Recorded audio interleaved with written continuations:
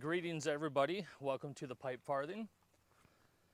Tonight we're going to talk about in my opinion, three tobaccos that are worth starting with if you are just getting into pipe tobacco, or like me, for years and years, you only knew one or two different variations of tobacco from a local, like for me it was a local like liquor store and wine store, and they had a great beer selection, a really nice liquor selection.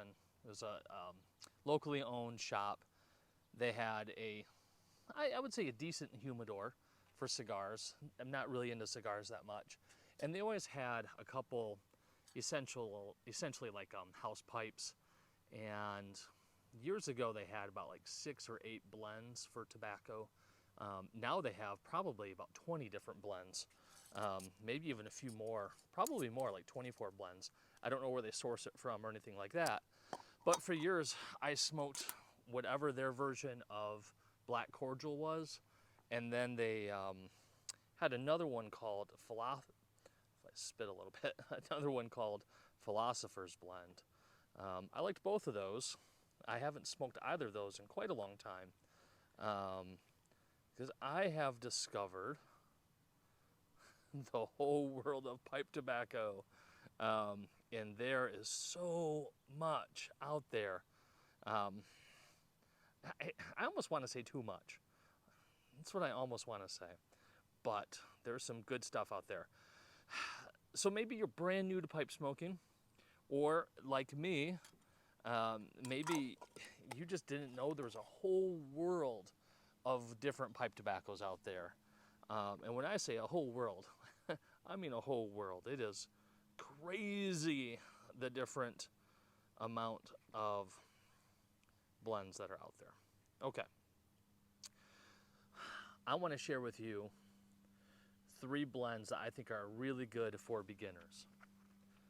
And I'm going to start off by smoking one of those.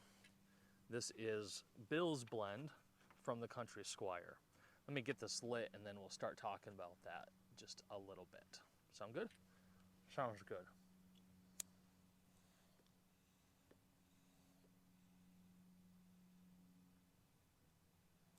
It's kind of crazy.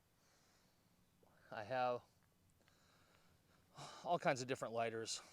The Bic, I've got the Zippo with the pipe insert, the Corona matches, the butane lighter that you just press the button and it does the little side flame.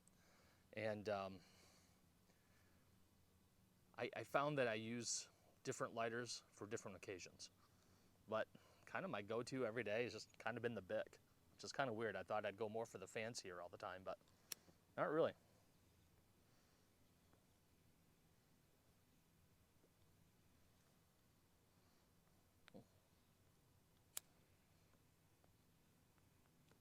Well, let's talk different blends. So, the first thing I would also say about if you're just getting started with pipe smoking, or you're discovering that there's a whole variety of blends and pipes out there, and you want to start to expand your palate, and you don't know where to start. One place that I would start, and the reason I'm smoking this pipe, and this is essentially not a wall pipe, but it's from Paycock Briar. It's made in Italy. I picked this up at the Gatlin Burlier in Tennessee. And it's a mini church warden. And I think these are really good if you're starting off, because you don't have to deal with the size of a normal church warden. And the nice thing about this too is it'll cool the smoke down just a little bit. And so as you're learning how to smoke pipe tobacco maybe for the first time, or expand your palate, you won't suffer through the tongue bite as much. Okay, so listen to the bowl. If it gets too hot, slow it down a little bit, but this will help prevent some tongue bite in my experience. So let's get the 3 blends out without further ado. Okay, I'm going to start off with what I'm smoking.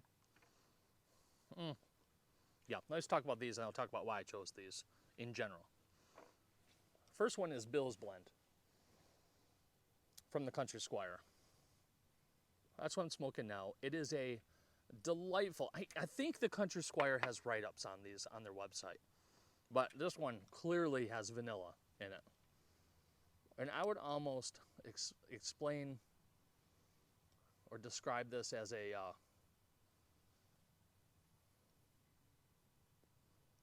like a fluffy vanilla, I would almost say, or a creamy kind of flavor. It's not like a cream soda, nothing like that, but like, I don't know, the vanilla is there, but it's not heavy. It has a delightful room note, It doesn't bite. It's not going to, I've never gotten tongue bite off of this one. And I've gotten lots of compliments on the room note for it. So it's just a little vanilla. It's not strong. And, but it's also not like a, you know, one of those earthy Latakia blends where you feel like you're smoking the inside of an Irish cottage. You know, the thatched roof or whatever, the peat roof. It's a delightful, delightful blend. Easy to smoke. It burns nicely. It's not too wet, not too dry. It's just delightful. But a little vanilla. I would almost say a little fluffy, creamy vanilla maybe. And people love the room note. Won't tongue bite you. Bill's Blend, number 1. I wish there was more you could say, but so much of this is really subjective too. But that's number 1. I'm going to do that. Maybe you can see that. Number 2, I'm going to leave the Country Squire before I come back to it. This one is not an aromatic at all. So this is from Campbell's Smoke Shop in Lansing, Michigan. And it's called number 14. So if you call, and I'm going to put links down below to all of these, if you do call the shop, you would want to order number 14. It is a burley blend. And I can see a lot of experienced pipe smokers thinking, you're recommending a burley, it's straight burley, a burley blend for beginners? You must be crazy. Nicotine hits will be a little higher. But with this one, it's just different. It has a natural aromatic quality to it. It's a rough cut, so do be patient with this one. You're probably going to have to light it a few times. The cut is a little rougher, because I think what they do is they age it and press it in cakes, and then they cut it, but it's more of a rough cut. I'm going to put this down for now, because it's distracting me, as well as that plane. Hope you like the noise of the plane. I live near a local airport. This is 2 kinds of burleys, and it has, I can never quite pinpoint the aroma, but it has almost like not plum. I always want to think like almost like a fig or a date quality to it. But there's no case or no topping on this at all. It's just 2 different burleys. The tobacconist there just last week told me what the 2 burleys were, and I wish I would have written that down because I don't remember. But it has just, again, a natural aromatic quality without it being an actual aromatic. I also found that the nicotine hit off this is not that bad if you don't smoke it fast. If you smoke it fast, you will get a bit of a nicotine hit. But if you take your time with it, and the rough cut tends to allow it to be a slower burn. So if you tend your pipe with this one and don't try to control it, but let it kind of do its thing, yeah, you'll probably have to relight your pipe a few times. That's okay. I have to relight my pipe usually like 2 or 3 times during my bowls. That's okay. I think you will not experience the nicotine hit, and it's a beautiful, beautiful flavor. And the room note it's astounding. It might be my favorite of all of these, to be honest with you. It has such a sweet room note. And again, there's no topping on this at all.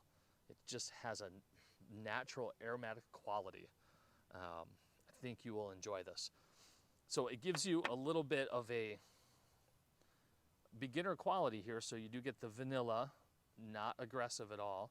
And then you get a natural aromatic quality burley blend. So two different varieties here going on. So for the third one that I would suggest is, I made my own label for this, but this is Old Toby from the Country Squire. It is now called Tom Bigby. There's no difference from what I understand in the actual tobacco, but I like the old name. I love the Lord of the Rings origin of it, and I know they can't name it that anymore, but when you go to their website, again, the link will be below. Look for Tom Bigby. This is maybe my second favorite tobacco. My favorite is probably the number 14. Oh my gosh. So if you walked into, think Christmas time, I wouldn't say this is a Christmas blend, but think Christmas time, and you walk into Grandma's kitchen and she's baking every kind of like rich sweet you can think of. Like she's making like snickerdoodle cookies, something caramel maybe. This smells like my grandma's kitchen when I was growing up, when she was baking around Christmas time. It just blows your nose up with all kinds of sensation. All these different flavors. It is very sweet smelling. It's sweet, excuse me, it's sweet to smoke, and the room note is exceptional. Again, it's like a baking sensation. It is so good, but none of it is overpowering at all in your mouth. It is just the most delightful, relaxed smoke. It's a great summer blend because it's not a heavy tobacco at all.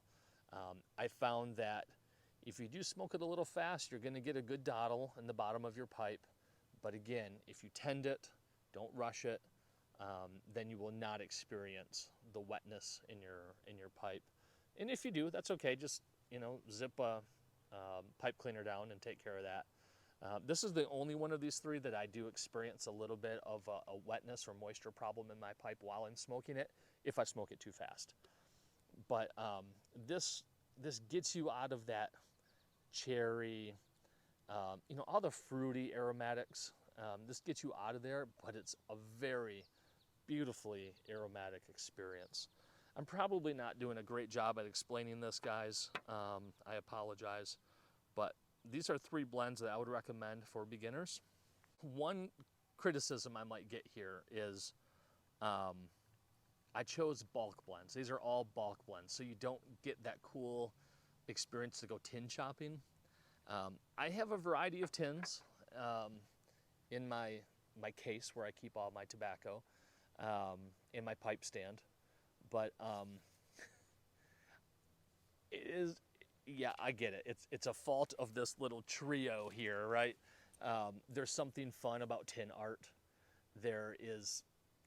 It's fun to experience holding the vacuum seal tins or the the Cornell and Deal or GLP's tins. Tin art's fun.